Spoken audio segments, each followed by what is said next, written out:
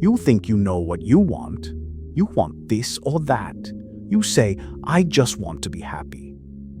You close your eyes and whisper, please, just this one thing. And yet, nothing happens.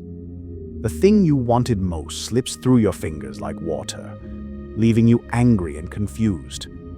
You begin to wonder if God even listens.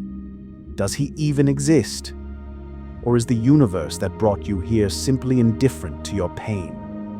Maybe all these clouds of spinning atoms and molecules, drawn together by unseen forces to form your body, simply do not care about what you feel. But maybe what you call silence isn't absence. Maybe it's an answer, just not the one you were expecting. Think about this. Maybe the divine is not a merchant of desires and not cruel. He is simply careful.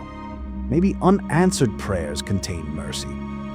Sometimes what sounds like rejection is really redirection. When a child begs to touch fire, a loving parent doesn't grant the wish. You see, God doesn't always give you what you want, because you can't see the whole picture from where you stand. You see only fragments, moments that seem unfair, unanswered, even cruel. You think your path has ended, but perhaps it's only turning. You think you're being kept from something, but perhaps you're being led towards something higher, something too vast for your small idea of joy, for your mind, too small to grasp the grand design.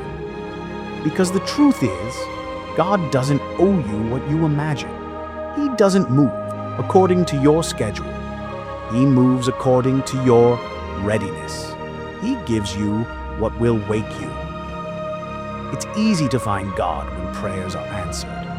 It's easy to love life when you always get what you want. But it's harder to love it when everything falls apart. And that's where real faith begins. The truth is, we opened our eyes in a world made of atoms. Our bodies are bound by lifeless matter, by atoms and forces, for a reason. You cannot simply ignore this basic fact. In such a realm, every challenge, every obstacle, every desire cannot be instantly resolved by appealing to an invisible, divine being outside this world. If you choose to play chess, you cannot suddenly decide midway to switch to the rules of poker. Embrace the game. You cannot secretly pull a new chess piece from under the table to gain an advantage, or restore your lost queen while your opponent isn't looking. That is called cheating. No, you cannot learn to play by cheating. Finish the game with grace, then move on to the next level. Are you frustrated because you don't know when you can finish the game? Because it feels as if the world itself must make a move first? But think, what kind of game would it be if you controlled every rule? The beauty lies in the mystery of the unknown, the very uncertainty that gives this grand play its color and meaning. We are not here to beg the divine for what is missing in our lives. We are here for something else. God only can offer what will help you evolve. You stop asking Him to rearrange the world and start asking to rearrange you. Everything you truly need will find you once you stop chasing. And what isn't meant for you will never stay, no matter how tightly you hold on. You begin to see that what truly belongs to you never has to be forced, because what is real can never be lost. Or maybe you don't believe in God. Then think about the universe. You don't need to convince it to care about you. It already does. It brought you here, to this very moment, giving you exactly what you need at this point in your life.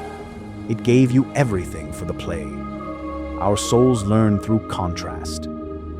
Without emptiness, you would never know fullness. Without sadness, you will never comprehend happiness. Without silence, you couldn't recognize the voice of truth. This realm moves in spirals. through cycles of loss and renewal. Sometimes it leads you into darkness, not to abandon you, but to reveal the light.